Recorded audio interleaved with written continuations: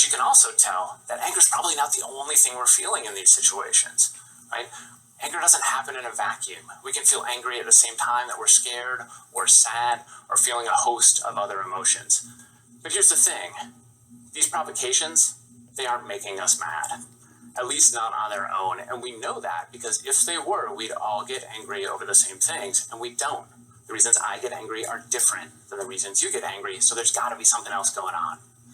What is that something else? Well, we know what we're doing and feeling at the moment of that provocation matters. We call this the pre-anger state. Are you hungry? Are you tired? Are you anxious about something else? Are you running late for something? When you're feeling those things, those provocations feel that much worse. But what matters most, it's not the provocation, it's not the pre-anger state, it's this. It's how we interpret that provocation. It's how we make sense of it in our lives. When something happens to us, we first decide, is this good or bad? Is it fair or unfair? Is it blameworthy? Is it punishable? This primary appraisal is when you evaluate the event itself. We decide what it means in the context of our lives. And then once we've done that, we decide how bad it is. That's secondary appraisal, right? We say, is this the worst thing that's ever happened? Or can I cope with this? Now to illustrate that, I want you to imagine you are driving somewhere. And before I go any further, I should tell you, if I were an evil genius and I wanted to create a situation that was going to make you mad, that situation would look a lot like driving. It's true. You are, by definition, on your way somewhere, so everything that happens, traffic, other drivers, road construction, it feels like it's blocking your goals. There are all these written and unwritten rules of the road, and those rules are routinely violated right in front of you, usually without consequence. And who's violating those rules? Anonymous others, people you will never see again, making them a very easy target for your wrath.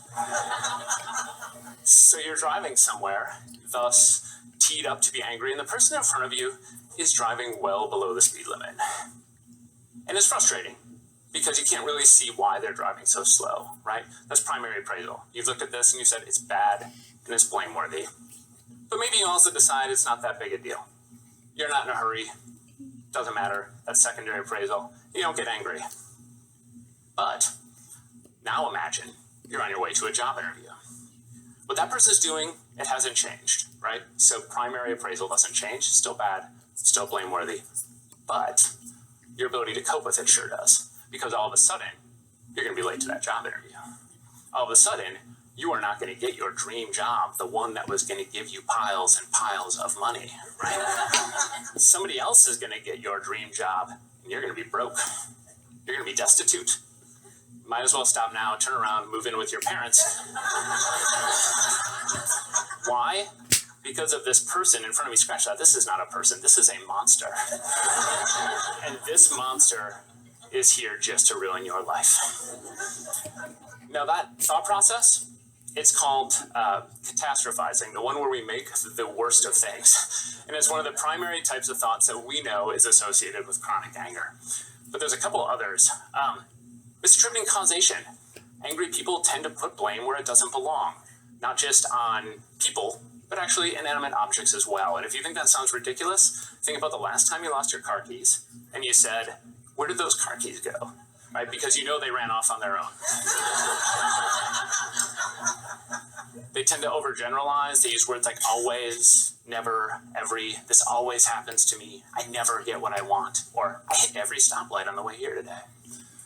Demanding this, they put their own needs ahead of the needs of others. I don't care why this person is driving so slow. They need to speed up or move over so I can get to this job interview. And finally, inflammatory labeling. They call people fools, idiots, monsters, or a whole bunch of things I've been told I'm not allowed to say during this TED Talk. So for a long time, psychologists have referred to these as cognitive distortions or even